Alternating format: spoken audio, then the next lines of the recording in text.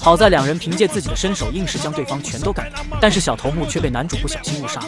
见到自己杀人了的男主，明显有点慌了。东秀却将他一脚踢开，然后说自己会处理这件事。于是东秀就将对方给埋了。回到警局的男主明显还沉浸在杀人的阴影之中，就连上司叫他都有点魂不守舍。上司说让他去处理一件绑架案，是一个房地产老总被绑架。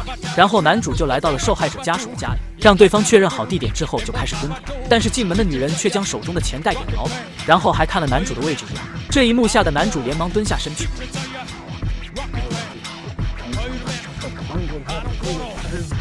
就在男主站起身来的时候，却发现一旁的角落里面竟然也有一个人在观望。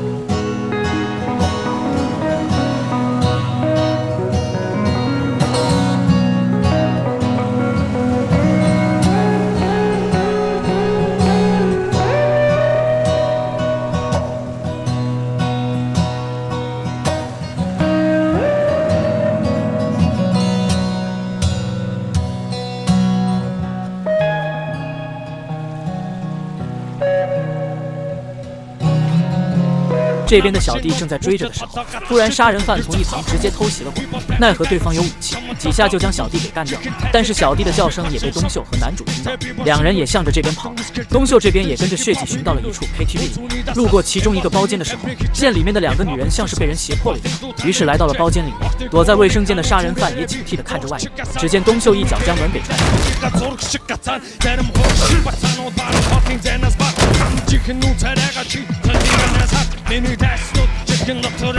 将对方打晕之后，然后就这样拖着向着外面走去，并且告诉男主杀人犯现在是他的。守在东秀小弟尸体面前的男主这时也向着队里打起了电话，让他们跟踪东秀。现在杀人犯在他手上，车上的东秀还好心的让对方。